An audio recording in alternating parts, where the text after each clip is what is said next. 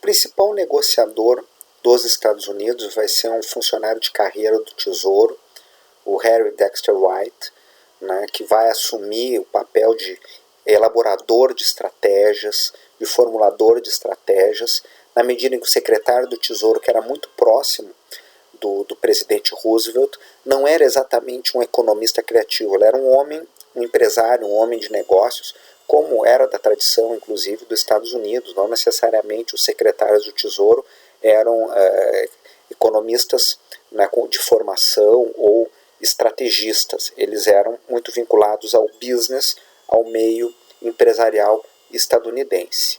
Na perspectiva do Dexter White, expressas nos documentos do Tesouro, era claro que no pós-guerra haveria de se evitar os problemas do pós-Primeira Guerra Mundial, né, evitar a ruptura do sistema de pagamento, do sistema de crédito, portanto a ideia da criação de um fundo dos países aliados, a necessidade de financiar a reconstrução no longo prazo e, portanto, a ideia da criação de um banco de reconstrução e desenvolvimento, que virá a ser o Banco Mundial. Ele também entendia a importância de restaurar o comércio sob bases multilaterais e reduzir as barreiras criadas depois da crise de 29, mas não chega a elaborar uma proposta sobre isso. Esse é um tema que, como nós vimos, ficou muito mais na esfera da Secretaria de Estado. O Dexter White era uma pessoa particularmente simpática com a ideia de uma ordem após a Segunda Guerra Mundial de parceria entre Estados Unidos e União Soviética. Isso custou a ele, não é, a pecha de ser simpatizante do comunismo, e inclusive ele chegou a ser investigado, né, por espionagem.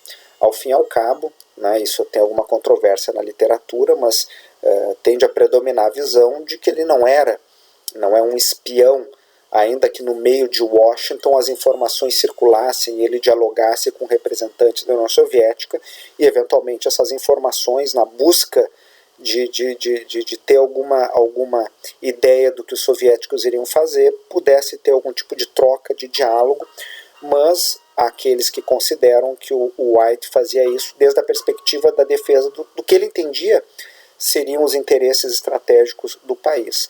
A visão do White não se torna predominante. Vamos lembrar que o Roosevelt morre, o Truman assume o lugar e depois o Eisenhower, muda muito a perspectiva e na prática instaura-se a Guerra Fria. A União Soviética passa a ser o inimigo estratégico e o inimigo da guerra, Japão e Alemanha, os inimigos da guerra, passam a ser aliados contra a contenção da expansão potencial do comunismo. E é nesse contexto, na verdade, né, a arquitetura do Acordo de Bretton Woods vai se dar num contexto da guerra, no contexto da crise, com a guerra em andamento. Começa com um conjunto de acordos entre Reino Unido e Estados Unidos de cooperação. Os Estados Unidos só vão entrar na guerra depois do ataque japonês a Pearl Harbor, né?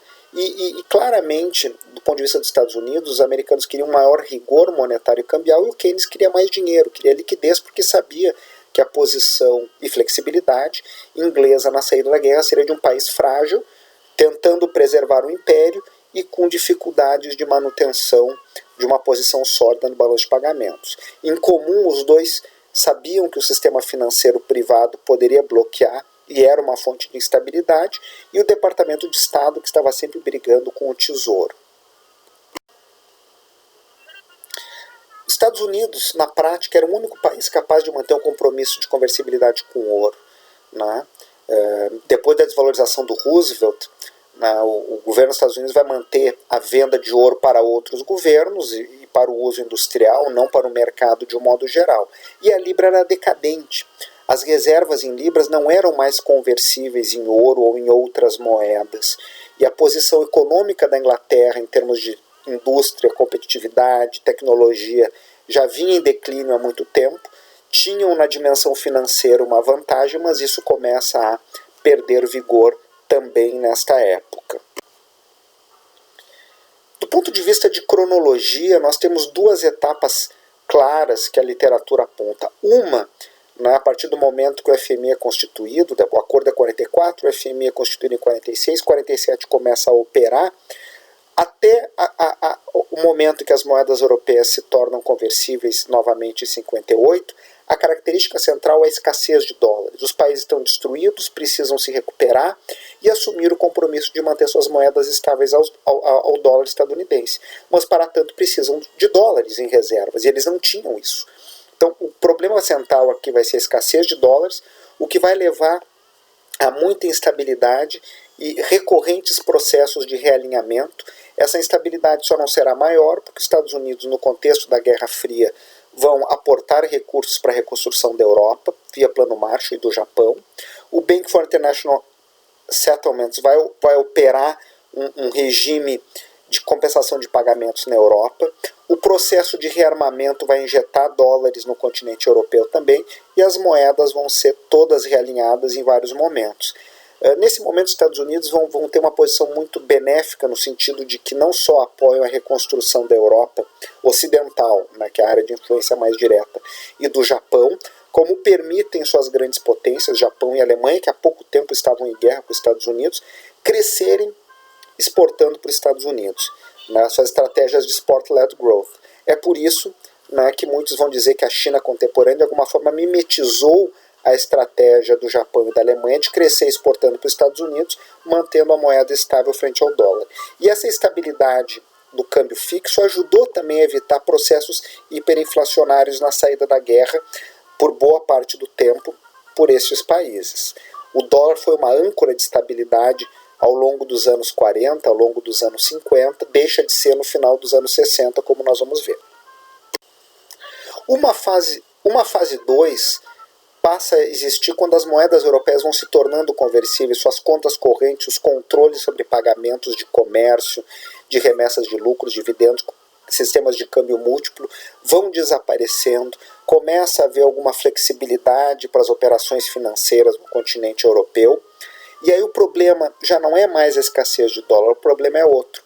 Né? De alguma forma, o sucesso na estabilidade produz crescente questionamento da posição do dólar. Por que isso? Por uma razão simples. Um sistema que está centrado no dólar pressupõe que o balanço de pagamentos dos Estados Unidos tem que ser deficitário, né, para que os demais sejam superavitários e tenham dólares para manter suas moedas conversíveis em dólares. Né? Então, quanto maior o volume de exigibilidades em dólares fora dos Estados Unidos, de reservas que os bancos centrais vão acumulando, e se essas reservas vão crescendo, isso permite os outros países estabilizarem suas moedas frente ao dólar. Porém, esse volume de reservas começa a exceder a quantidade de ouro que o Banco Central dos Estados Unidos tem, a cotação de 35 dólares. A pressão é por ajustes. Por um lado, os Estados Unidos pode voltar a ter superávit no balanço de pagamentos, e isso reduziria o superávit dos demais países, o que minaria a possibilidade de manter a conversibilidade em dólar, ou, no limite, se desvalorizar o dólar frente ao ouro, o que também torna a âncora menos crível.